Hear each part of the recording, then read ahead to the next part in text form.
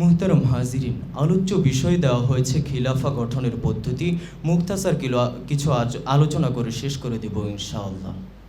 মুহতারাম হাজিরিন, পৃথিবী থেকে খেলাফা বিলুপ্ত হয়ে গেছে, 100 বছরের অধিক হয়ে গেছে, অথচ এই মুহূর্তে উম্মার হালত দেখলে নিজেকে কন্ট্রোল করতে পারি না। উম্মা নববী মানহাজ থেকে দূরে সরে গেছে। উম্মা ভুলেই গেছে ফরজ বিধান জিহাদ শরীয়তের মধ্যে রয়েছে, অথচ পশ্চিমাদের যত ইজম টিজম, যত তন্ত্র মন্ত্র আছে সবগুলোকে বুকের সাথে নিয়ে বসে আছে।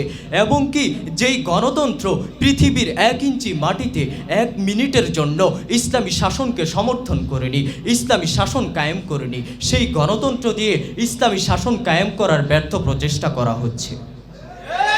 অথচ আমরা বর্তমান গণতন্ত্রের ইতিহাস ঘাটলে দেখতে পাই এই গণতন্ত্রের ইতিহাস এতটাই নিঘৃণ্য যে এই গণতন্ত্র দিয়ে কোনো সুস্থ মস্তিষ্কের মানুষ ইসলামী শাসন কায়েম করার স্বপ্নও কখনো দেখতে পারে না।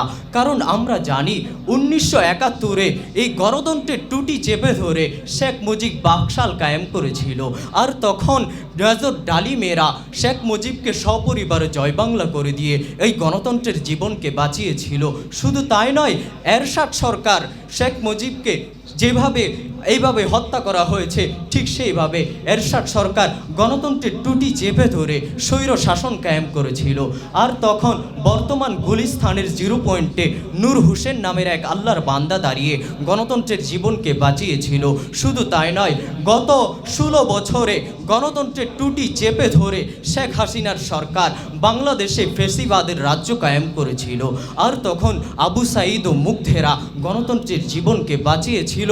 আরে স্পষ্টত এটাই হয়, যেই গণতন্ত্র নিজেকে বাঁচানোর জন্য ইসলামী বিপ্লবিক পদ্ধতিকে ভাড়া করে নিয়ে যায়, সেই গণতন্ত্র ইসলামী শাসন কায়েম করবে, এর চেয়ে বড় হাস্যকর কথা কিছুই হতে পারে না।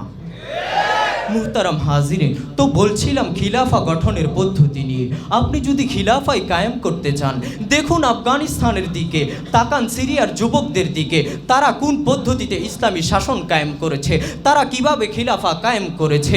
আপনি দেখতে পাবেন তাদের প্রথম কাজ ছিল এমন দাওয়া যা তার প্রত্যেক মাদউর অন্তর থেকে তাগুত, কুফুর আর শিরিকের মূর্তিকে ভেঙে চুরমার করে দিয়েছে।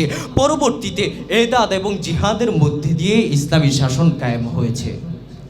মুহতারাম হাজিরিন, আজকে যদি ইসলামী শাসন কায়েম করতে চান তাহলে আমাদেরকে পণ করতে হবে, যতদিন এ দেহে প্রাণ বাকি থাকবে, যতদিন পূর্ব আকাশে সূর্য উদয় হয়ে পশ্চিম আকাশে অস্ত যাবে, যতদিন বাংলার মসজিদগুলো থেকে আল্লাহু আকবরের ধ্বনি ভেসে আসতে থাকবে, ততদিন তাওহীদের পক্ষে লড়ে যাব, ততদিন তাওহীদের জন্য কাজ করে যাব।